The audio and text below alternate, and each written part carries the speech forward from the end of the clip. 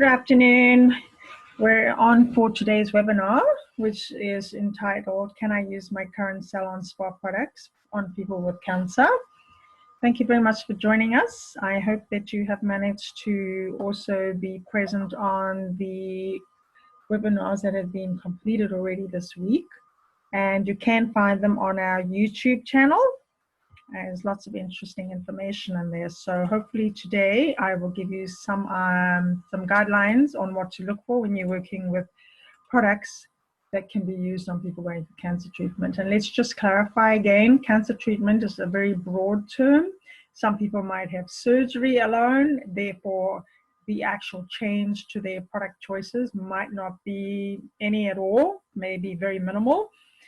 For somebody who's having surgery, chemo, radiation, or who's going to active chemotherapy, you may have to make the most modifications. So don't put everybody into the same category, because not everybody has a compromised skin like a person that is going through chemotherapy or stem cell transplant. So can I use my current skincare? Well, I would say for the most part, yes. It just depends what market your product has been made for. If your product is made for a medical spa and it's a more aggressive type of product, then I would say the majority of the products probably would not be suitable. But they may have some sensitive products or soothing products. You know, for example, a medical spa would have a gel that they would use for ultrasound or stuff. And so a gel like that could be used. So I always look when somebody asks me this question, and I'm going to give them the yes, no, maybe answer, because there could potentially be some within any line that is out there that you can use. What I do is I always look at the individual products that are presented to me. I look, first of all, I ask what the market is for and their intent. And then the second thing is I look at the labels and I want to see how many ingredients are in there. Now, having worked in a lab, I know that formulating sometimes cannot be such a simple process, but there is a company out there that have made some product for compromised skin that have no more than 7 ingredients in them, and they've got probably 7 or 8 products. So I want to say that it can be done, and I think that more and more companies really should try to create products that are effective and yet at the same time have minimal ingredients.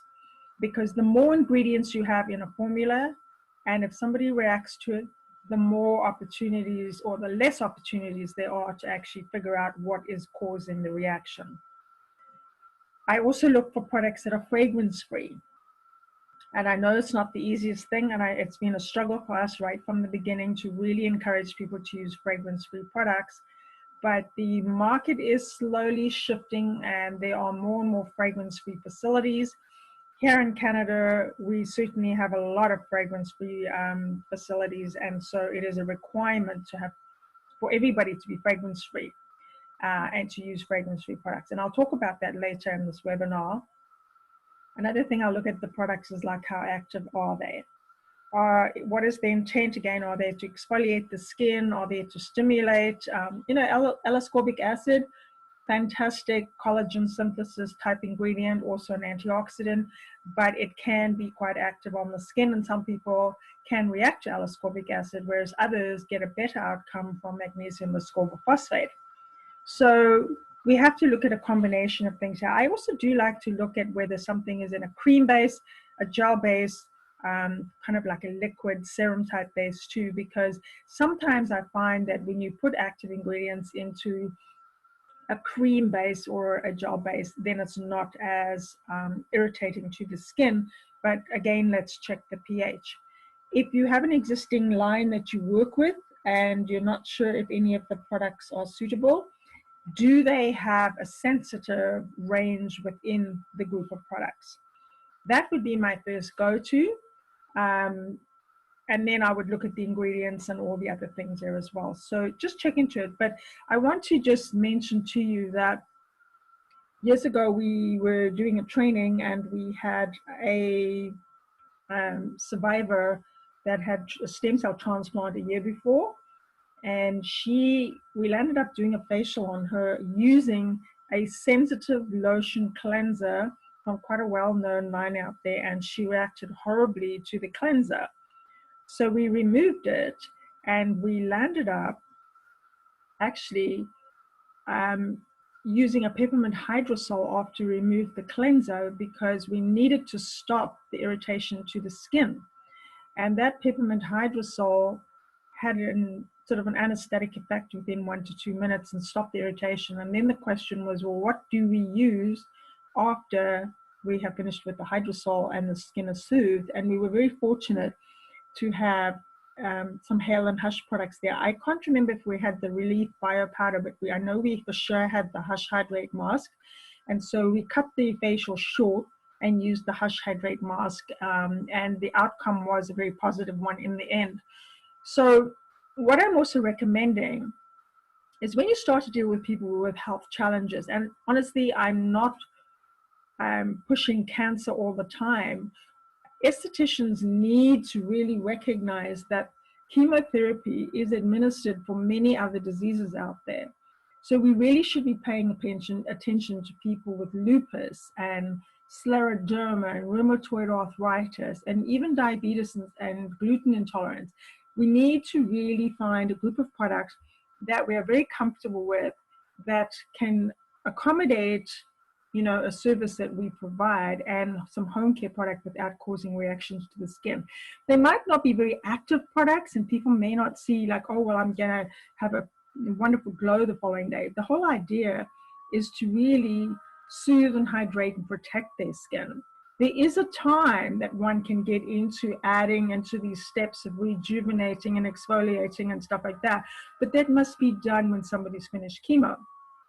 Same thing would apply to areas where there's been surgery or radiation. The skin has been affected. It is, it's inflamed. It's probably extremely sensitive. So we really got to think carefully when you're working around areas like this. I mean, there's also sort of long-term repercussions as well. The skin will never be the same in that area. So for basics, I'm saying look at a cleanser, whether you use a lotion cleanser or a gel cleanser. I prefer and recommend a lotion cleanser, but a gel cleanser works as well. If people like that water, especially for home care, they like to rinse their cleansers off with water. And truly, if there's a good exfoliating cleanser, whether it's in a foam or a gel, you don't need to use a lot. And a cleanser stays on the skin for a short period of time. It only stays on for a minute or so, and it has a very, strong purpose. It's there to remove any like impurities, any dust, dirt, any excessive oil. If a person is going through treatment, there might be some residue of medications that have seeped through the skin. It's doing a cleansing job.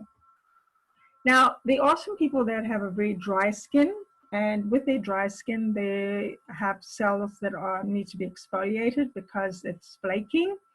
And I love to use an enzyme gel product. And you've got to find an enzyme gel that actually has a decent pH in it, that's close to the skin's pH, so that there is little irritation. And one that I do use, it's not an approved product that is used for people undergoing cancer treatment, or especially chemo, but it's just the osmosis. They have I think it's a cranberry enzyme. So it's not one that they recommend for people with sensitive skin, but I've used it with a number of people with really sensitive skin, and it is very, very effective. It can be used on the body, it can be used on the face. And again, you've just got to test these things, because sometimes products that are made for sensitive skins can still cause a reaction. When it comes to doing any form of massage, I like to do and use a mask. And in this particular case, let's look at the Hush Hydrate mask there. And I actually massage with a gel mask. That's the way I like to do it. And if I'm cutting a treatment short, instead of doing them as two different steps there, I might just do a short massage and a very short, just leave on the mask afterwards while they relax, or while I'm doing like a scalp massage or something like that. Then I hydrate, and then I put some sun protection on, because there is a photosensitivity reaction to some of the drugs that people are taking. And then for home care, again, During active treatment, we keep it very short. It's all about cleansing the skin, hydrating and moisturizing, and then during the day to protect it. Sometimes people are so fatigued, they're not going to remember to use all the steps. And you know what? Keep it simple for them so that they actually do it and they look after their skin. If people want more products and they've got the energy to do it, by all means, let them have other products. But if their skin is really sensitive, keep it simple. So I'm going to mention these 3 products, and it's not that product lines, and it's not that there are others that are not suitable. There are plenty of lines out there suitable. I just will mention these 3 because Hale and Hush have worked with us right from the beginning, and I have tested their products over and over and over again. And I know that they are amazing for a compromised skin. There are products in the line that are not suitable. I mean, they do have some mild peels and stuff. So have a look at Hale and Hush. Advanced Mineral Makeup and Osmosis came on a few years afterwards, but of course the Advanced Mineral Makeup is very specific to, you know, the appearance recovery, and also they, I believe, have some camouflage colors in there now as well. So it's perfectly okay to use. My go-to actually is airbrush makeup. And whilst I haven't found any amazing ingredients in other products, you know what? I look at makeup as something that's sitting on top of the skin. But the reason I like airbrush is because it is so quick. When I finish with any kind of skincare that I'm doing and I want to help a person whose skin is looking sallow or they're looking very pale or they have discoloration and stuff, I'm going to go with airbrush makeup because a few drops and it is over and it's on the skin. There's no dabbing of sponges, no dabbing of brushes. And so for me, airbrush is the best way to go. But if you like mineral makeup, look at Advanced Mineral Makeup. Osmosis have mineral makeup too, but then they also have some skincare products. And again, not all the products in their line. They might only have 5 or 6 products. And so I apply that principle with all the other caring partners we have. And if you want to see who the caring partners are, just go to our website and have a look at this particular link. There are quite a number of companies that we work with, both Canada, the US. There's a company out of Germany that's distributed globally. So yeah, but you look at what you've got already. If you need to add onto that, companies like Hale and Hush, Advanced Mineral Makeup and Osmosis, I believe have small minimums or no minimums. And if that's the case, then that you keep your existing skincare line and you just get the pieces that you need to work with people that have a compromised skin. I have a longer list than this, let me just let you know, and I'm not covering the whole lot here because it wasn't the intent to talk about ingredients here. But what I look for too, in addition to some of the other things I've mentioned earlier, is anytime I see an ingredient, and based on my research, if it's a known, possible, or suspected carcinogen, I'm going to avoid that product. A person that has a diagnosis of cancer does not want anything even topically applied to their skin that could cause any kind of future cancer or exacerbate the situation. The other thing I look at, if the skin is compromised, I'm going to look at skin irritants. And sometimes we've got some amazing ingredients as skin irritants. We'll talk about the next few slides.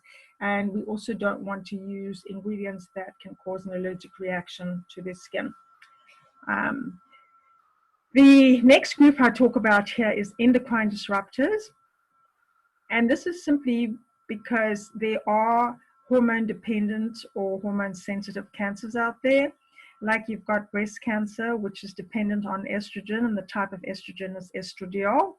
You've got prostate cancer, which is dependent on androgen, aka the testosterone. And so we want to be sure that we know which ingredients are in the products that can cause issues with the hormone system. And I know that when we first started teaching, we would even mention essential oils and essential oils, you know, that have the phytoestrogens in them. I've learned so much since those days. And, you know, I was speaking with a herbal medicine doctor one day who actually said to me that she would prefer if somebody was going to have to deal with these external estrogens like phytoestrogens from plants, but she also said you've got to consider that there's xenoestrogens out there too, and the xenoestrogens are coming from plastic and the environment and stuff. She would rather the hormone receptors actually accept the phytoestrogen versus the xenoestrogen, and that made so much sense to me. So I'm totally into understanding where that comes from, and I support that stance there.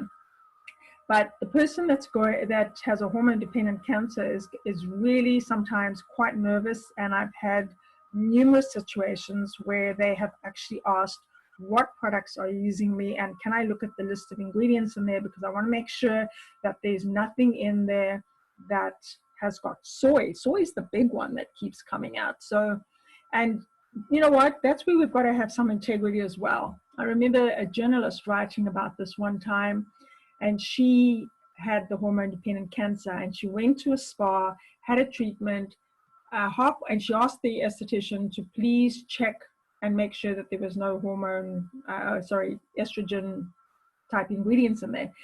And the esthetician left the room. This woman actually looked onto a trolley, picked up some of the products to see the labels, and found that one of the products that had been used on her had a phytoestrogen in. And so the integrity of that esthetician just went right out the window because she wasn't very honest with the person there, or she didn't know. So just be aware of that, because people will watch what they eat, what they put on their skin. They don't want anything that could trigger off an excessive amount of the testosterone or the estradiol in their bodies. So these carcinogens here, the butylated compounds, I have found them in mostly hair products, but I have seen them in skincare products as well. You've got your BHA and your BHT, so you want to avoid those ones. Of course, anything that has formaldehyde, that's a known carcinogen. And then there's also formaldehyde-releasing preservatives like your diazonidyl urea.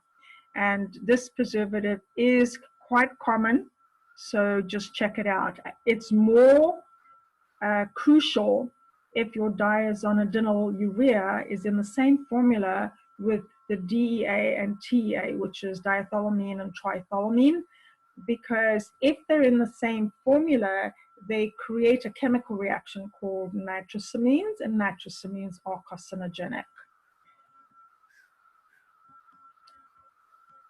Skin irritants.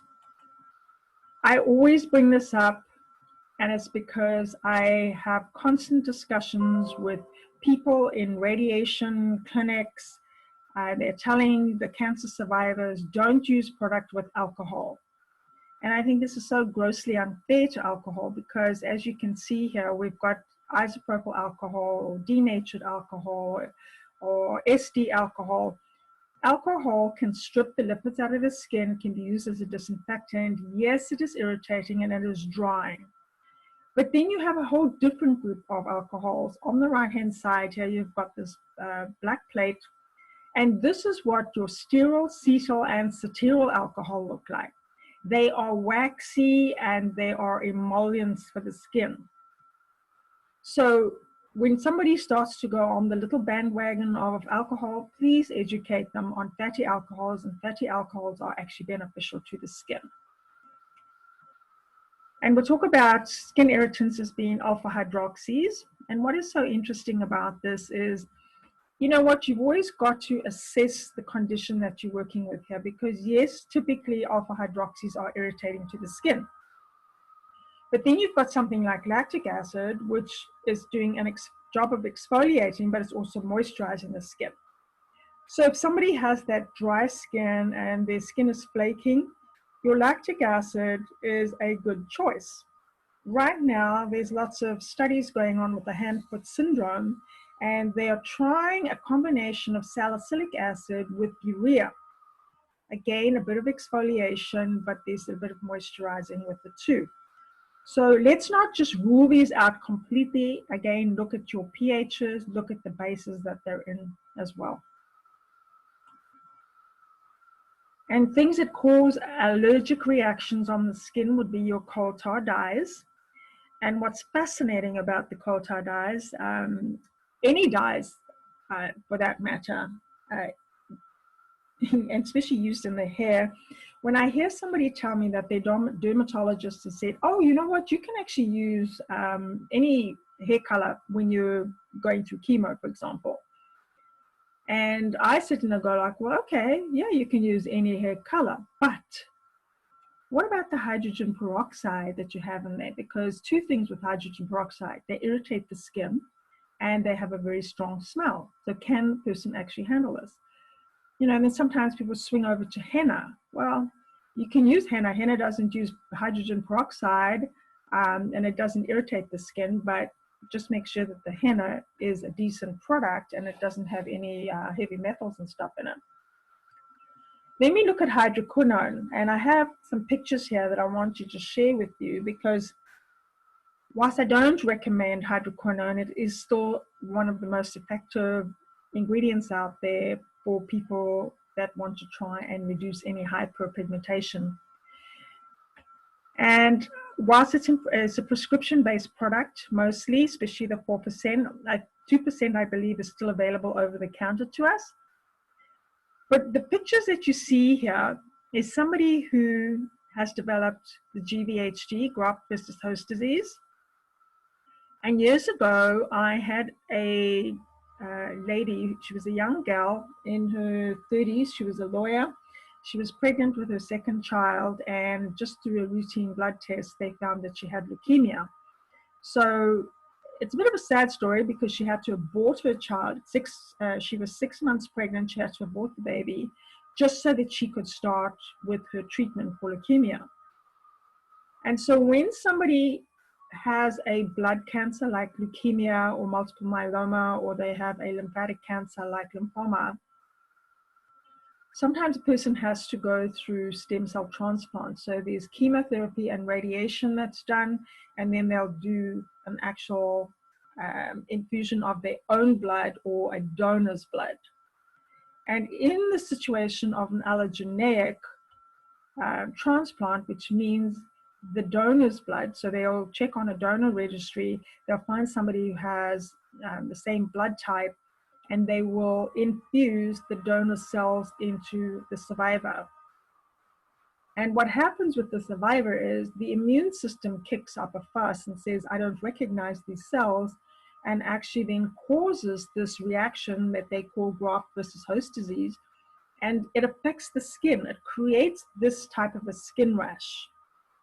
And this particular girl I'm talking about had the rash that was kind of in between these two pictures. So it wasn't as mild as the one on the left, and it wasn't as severe as on the right. But it was in between, and it was all over her whole body.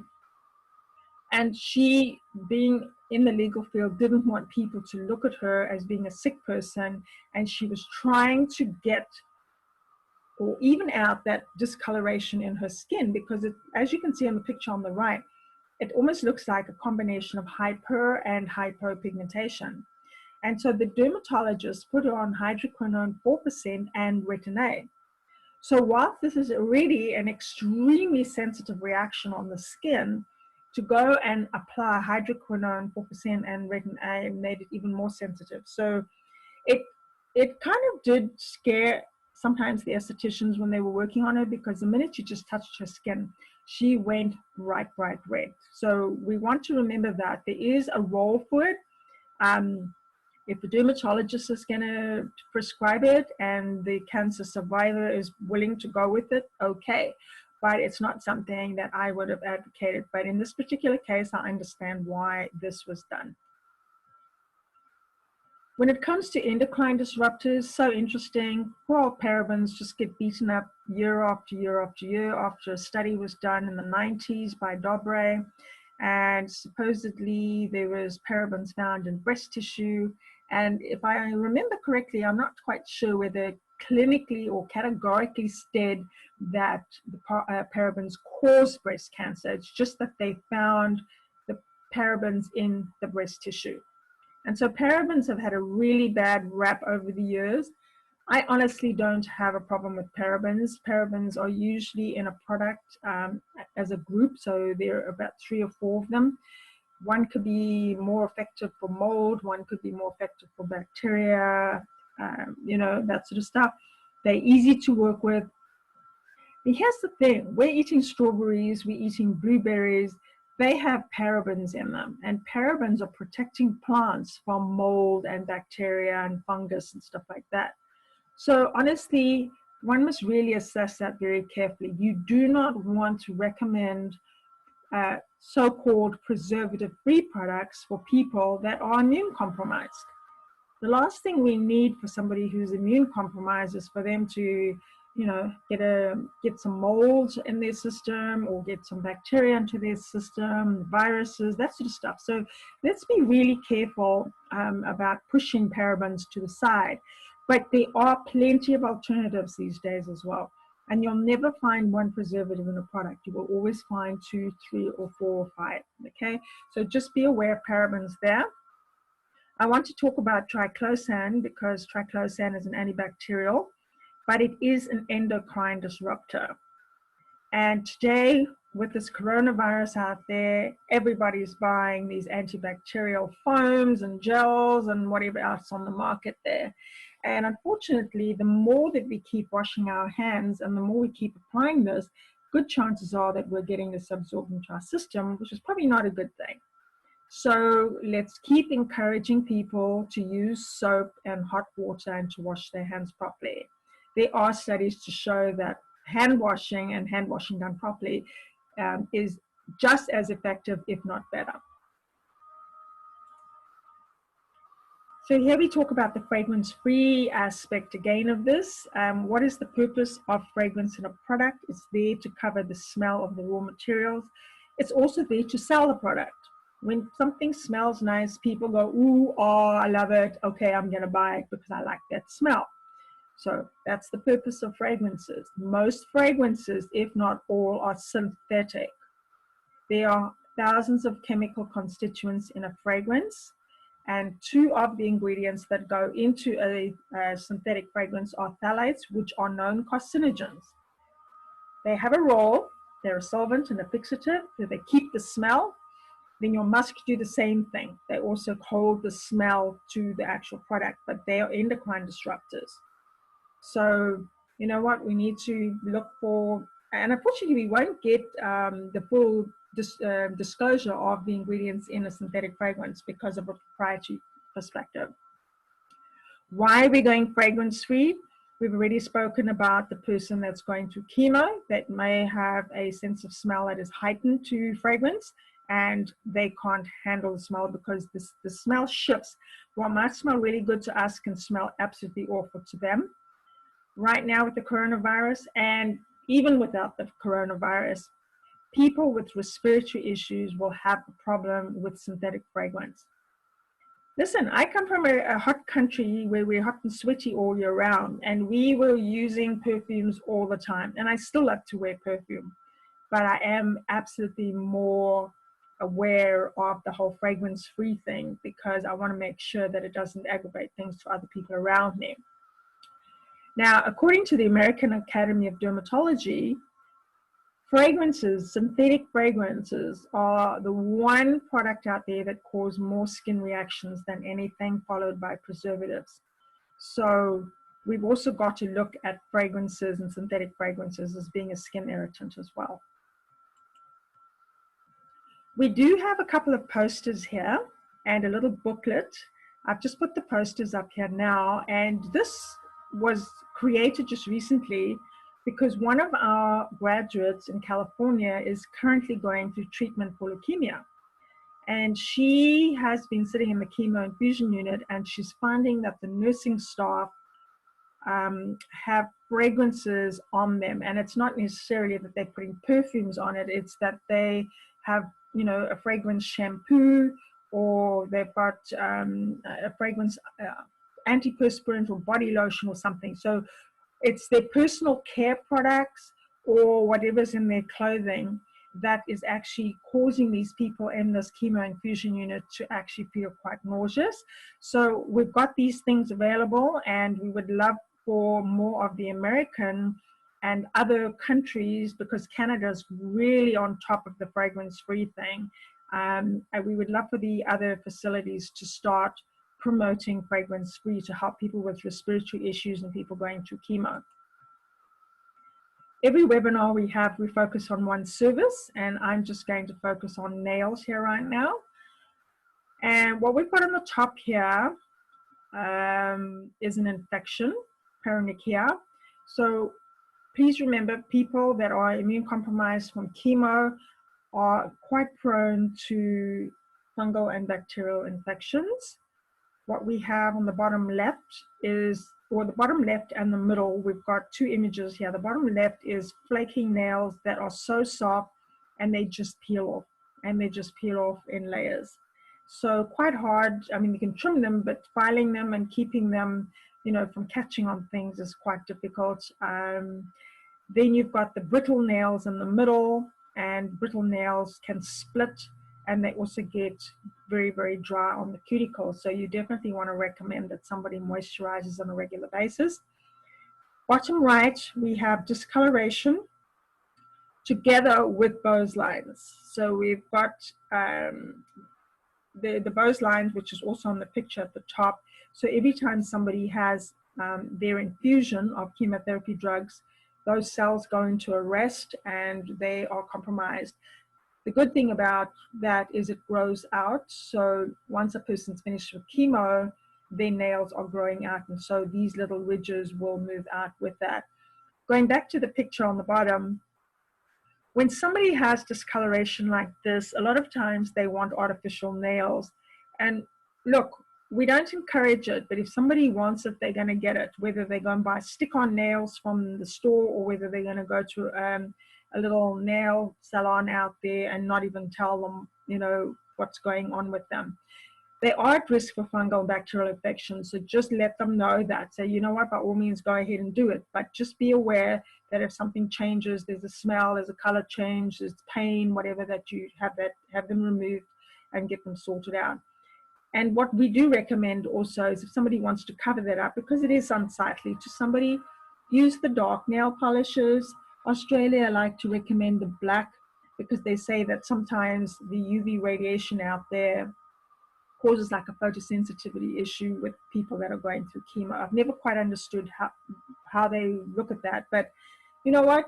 From an appearance recovery perspective, let's recommend something that'll cover that so a person feels comfortable going out and not trying to hide their hands all the time. I do have two blends here that I do recommend to people. You can mix them up yourselves. If you want to buy them, I can let you know which companies these come from. The one on the left is actually a very strong focus on antivirals, but it has antibiotics and antimicrobial benefits too. So right now, with the coronavirus issue out there, it's a fantastic blend to have in a diffuser to protect you and to protect people around you, especially if somebody has an immune system that is compromised. The other one I love to use when I'm flying, because I'm in a confined space with people and I don't know what bugs and bacteria are in there. And so I usually put it on a Kleenex and put it either in my bra or inside my shirt or somewhere where I can be inhaling all these things for the antibacterial, antifungal, antimicrobial benefits. So they're beautiful blends. Remember, we've got to protect you. We've also got to protect people around us as well. One recommendation I'll make here, if people are interested in learning more about the coronavirus and the actual salon spa environment, Cassandra Lanning has put together some information on a website. It's called therenegadeesthetician.com, and she talks about sanitization, disinfection, and sterilization. So again, there's lots of information being putting out for us. You know, whilst we've got this time off from work, we've got to make the best of it and learn as much as we can. So take a look at her website and see if you can learn anything from that. All right, ladies, thank you so much for joining me. I recognize a few of you that are on there, like Holly Brown and Tracy Daly-Smith. Thank you for supporting us. Have a wonderful day. If you've got any questions, please email us at info@oti-oncologytraining.com. Take care and goodbye.